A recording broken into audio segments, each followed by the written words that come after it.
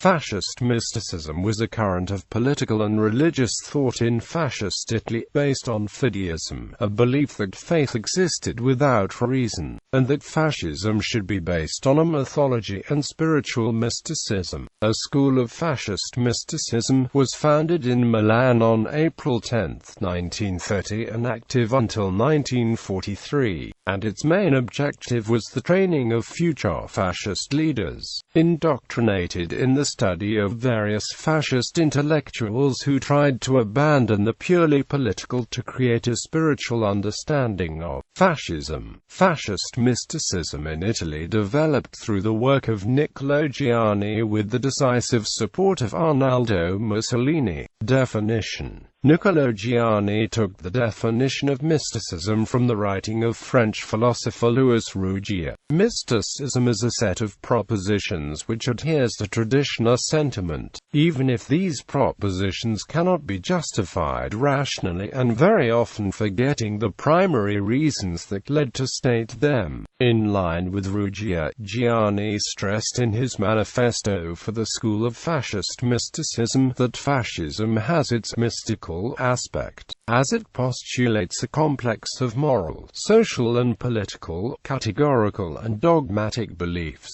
accepted and not questioned by the masses and minorities, puts his belief in the infallible Duce Benito Mussolini, the fascist and creator of civilization, denies that anything outside of the Duce has spiritual or putative antecedents. The establishment of the school was made to allow his followers to devote themselves fully to the worship of Mussolini, meditating on the writings and speeches of Mussolini, and living according to his words in a spirit of absolute loyalty and unquestioningly, as specified in the article Fascist Mysticism in the Political Dictionary edited by the National Fascist Party in 1940. In this sense, mystical fascism means belief in the absolute truth of the doctrine established by the Duce, and the same belief in the necessity of this doctrine, as a way of greatness and power of the nation. With this, fascist mysticism is called the preparation for more energetic action, and more on which the ideals of fascist statements tend to translate into reality.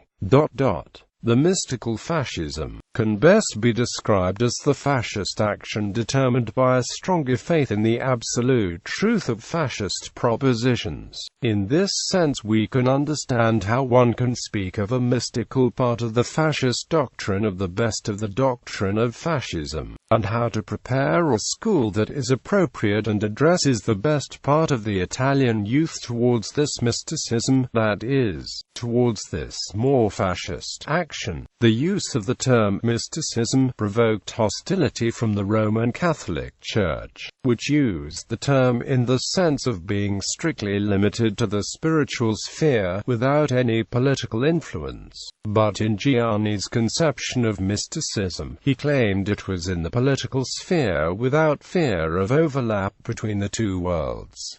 Giani stated, "Neither the Church should make policy, nor the state must make religion. Fascist Catholics, therefore, Catholics, or fascists, whichever is more like it, but fascists." Let us remember, the Bishop Onofrio Buonocore stated that he viewed fascist mysticism as the testimony of an Italy no longer divided, but renewed and reconciled under the papal insignia and liturgially. In February 1937, the Cardinal of Milan, Ildefonso Schuster, gave a speech at the School of Fascist Mysticism. Many years of friction took place between the Catholic Church and the fascist regime, erupting into open conflict in 1931. After Mussolini's withdrawal of several concessions his regime made to the Catholic Church in a 1929 Concordat, the protagonists, while considering the fascist mysticism-A trend of thought, there are only contributions made by Italian thinkers, although they quoted Rougier, Albert Sorel and Henry Bergson. cited by Nino Tripodi, even if they were important in predetermining a state of mind in young mystics rather than provide guidance.